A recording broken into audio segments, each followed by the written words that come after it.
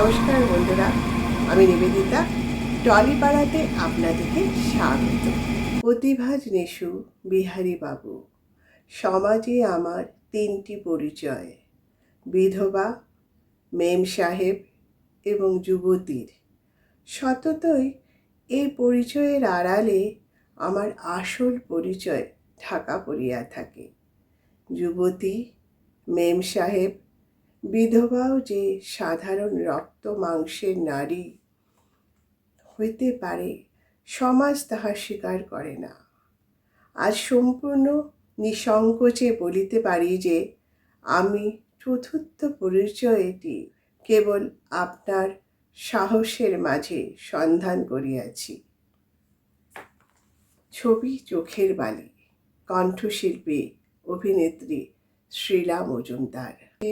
মূল অভিনয় শিল্পীদের সাথে দুজন ডাবিং শিল্পীর কথা উল্লেখ না করলে নয়। ঐশ্বর্য রায় ছবিটি যারা দেখেছেন সবাই আপনারা জানেন, চোখের বালি ছবিতে এই পত্রটি পড়েছিলেন। সবাই জানেন ঐশ্বর্য রায় এই পত্রটি পাঠ করেছেন। ডাবিং যার কণ্ঠ ছিল মূল কণ্ঠ, তিনি হচ্ছেন অভিনেত্রী শ্রীলা মজুমদার। দীর্ঘ ক্যান্সারের সাথে যুদ্ধে হার স্বীকার করলেন অভিনেত্রী শ্রীলা মজুমদার। এসজি বং ডায়েরির পক্ষ থেকে বিনম্র শ্রদ্ধাঞ্জলি জানাই সুদক্ষ অভিনেত্রী শ্রীলা মজুমদারকে।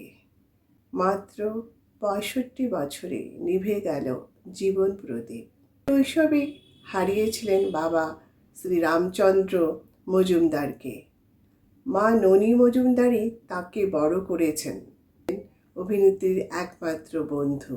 স্কুলে পড়াকালীন বাচিক শিল্পী হিসাবেও তিনি কাজ করেছেন তিনি অনেক নামী বিজ্ঞাপনেও। কিংবদন্তি পরিচালক শ্রী মৃণাল সেনের হাত ধরেই তার বাংলা ছায়াছবিতে প্রবেশ।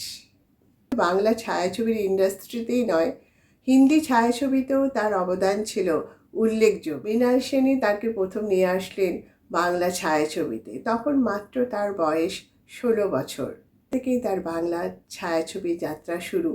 অভিনয় প্রতিভা তার বিস্তারিত করেছিল আরব সাগরেও। শাবনা আজমি, নাসিরুদ্দিন শাহ, স্মিতা পাটিলের মতন বড় বড় অভিনেতা অভিনেত্রীর সাথেও তিনি কাজ করেছেন তিনি অনেক বড় বড় পরিচালকের সাথেও। কৌশিক বন্দ্যোপাধ্যায় পরিচালিত পালান ছবিতে তাকে শেষ আমরা দেখতে পাই। প্রথম ছবি যদিও তার স্বনামধন্য পরিচালক মৃণাল সেনের পরশুরাম ছবিতে, কিন্তু তার প্রথম ছবি মুক্তি পেয়েছিল একদিন ও প্রতিদিন। কিছু বাণিজ্যিক ছবিতেও তিনি কাজ করেছেন ও সফলতা পেয়েছেন। দিন প্রতিদিন, মান্ডি, খারিজ, এমন আরও অনেক ছবি রয়েছে যেখানে উনি কাজ করেছেন। অভিনেত্রী হবার সাথে সাথেও তার কণ্ঠে ছিল এক জাদু। শান্ত স্বরে তিনি বাংলা উচ্চারণ করতে পারতেন, আর সে কারণেই পরিচালক ঋতুপর্ণা ঘোষের পছন্দ ছিল চোখের বালি ছবিটির জন্য ঐশ্বর্য রায়ের কণ্ঠের পরিচালক ঋতুপর্ণা ঘোষের অভিনেত্রী শীলা মজুমদারের কণ্ঠ। ও শীলা মজুমদার ডাবিং করতে রাজি ছিলেন না, কিন্তু পরে তিনি রাজি হয়ে যান। স্কুলে পড়াকালীন তিনি যেমন বাচিক শিল্পী হিসাবে অনেক কাজ করেছিলেন, নামী বিজ্ঞাপনেও কাজ করেছেন, তেমনি আবার বয়সকালে ডাবিং শিল্পী হিসাবে এমন একটি ছবিতে কাজ করে সত্যি সবার মন জয় করতে পেরেছিলেন। এমন একজন অভিনেত্রীকে অকাল মৃত্যুতে আমরা সবাই শোকগ্রস্ত, টলি পাড়া শোকগ্রস্ত। এসজি মুম্বাই ডায়েরির তরফ থেকে ওনাকে আবার জানাই বিনম্র শ্রদ্ধাঞ্জলি। বন্ধুরা, সঙ্গে থাকবেন। দেখা হচ্ছে আগামী সোমবার। তবে আজকে এখানেই, ধন্যবাদ।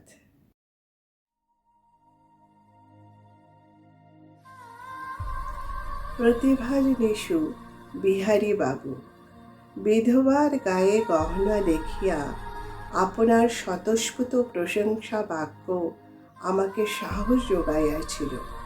নিজের অজান্তে কখন যে সে সাহস দুঃসাহসে পরিণত হইয়াছে এবং আপনার কাছে হতভাগিনীকে টানিয়া আনিয়াছে, তা সত্যি আমায় অগোচর নিজের ভিতরে সেই সাহসের উৎসকে খুঁজিতে গিয়া বারংবার ভুল করিয়াছি। একবারের মতো অন্তত ঠিক করিবার জন্য আপনার কাছে পৌঁছাইয়াছিলাম।